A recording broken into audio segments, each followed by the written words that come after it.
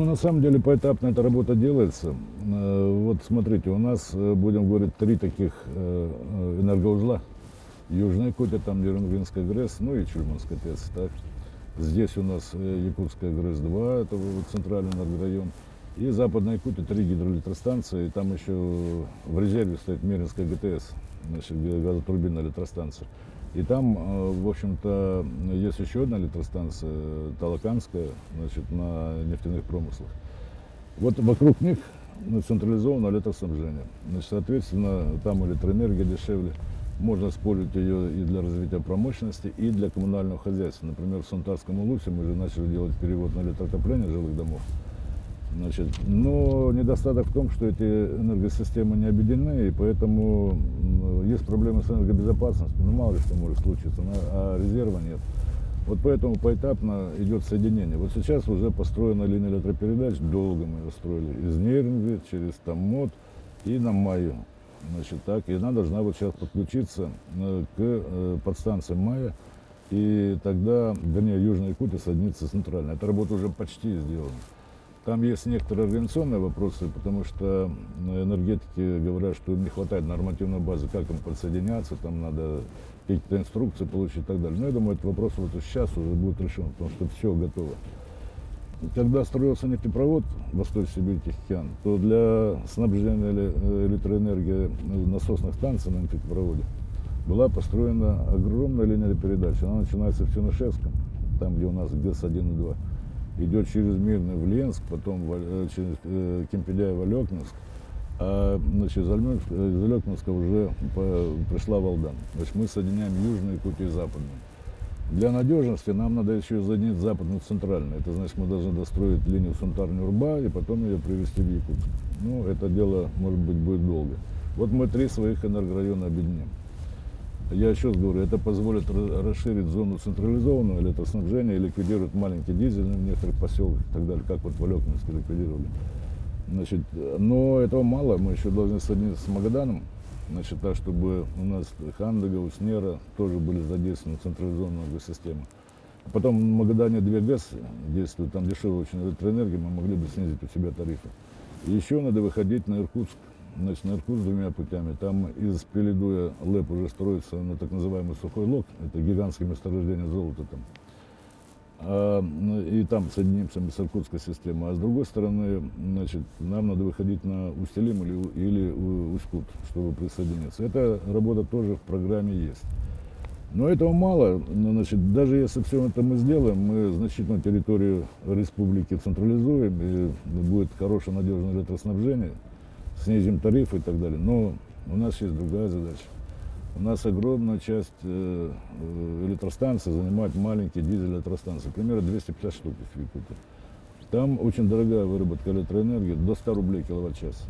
Значит, а тариф у нас сейчас для промышленных потребителей 3 рубля. Вот какая большая разница. Вот это нас тянет вниз. Значит, надо делать программу модернизации вот, локальной энергетики. Это вопрос такого федерального даже уровня. Одно время мы к нему подступили уже и просили федеральное правительство нам дать денег, чтобы мы провели эту модернизацию.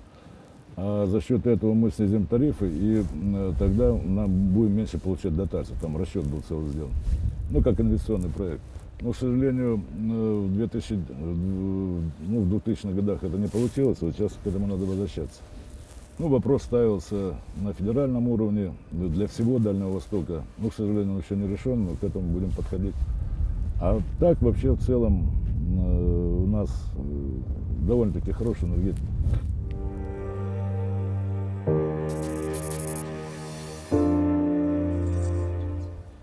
Да, я думаю, да, конечно. Значит, вот сейчас на первом этапе для промышленных потребителей снизили, значит, до среднероссийского.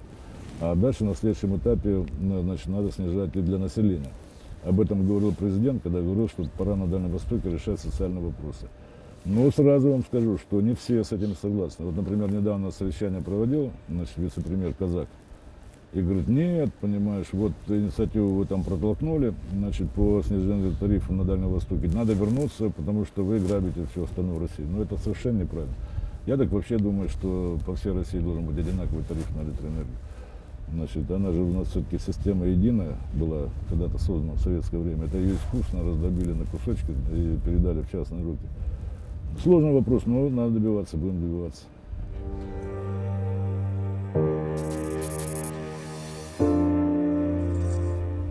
Ну, во-первых, в чем была проблема? У нас была проблема на старой якутской ГРЭС. Значит, так. Она когда-то была построена, самая первая в Советском Союзе газотурбинная электростанция. Ее строители даже получили государственную премию СССР в свое время. Так.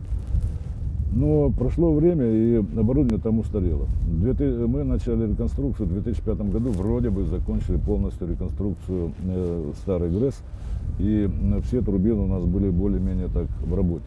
Но время идет, значит, турбины вырабатывают свой ресурс, а все турбины, которые там есть, они украинского производства были. А заводы прекратили их выпускать. И просто стала такая большая проблема, что любую запчасть невозможно было нигде получить. И мы все время там как висели на волоске. Одна машина ремонтируется, другая на профилактике, значит, и так далее. Все время не хватает мощности. И вот тогда было принято решение построить якутскую ГРЭС-2. Было несколько вариантов, где ее разместить, и в Кызылсыре, и здесь, в Якутске, но решили здесь, потому что она еще тепло же вырабатывает. Значит, так. И поэтому она вот играет такую, я бы сказал, вот действительно теперь отлегло, значит, потому что опасность вот эта снялась. Значит, ну а старая там в резерве находится.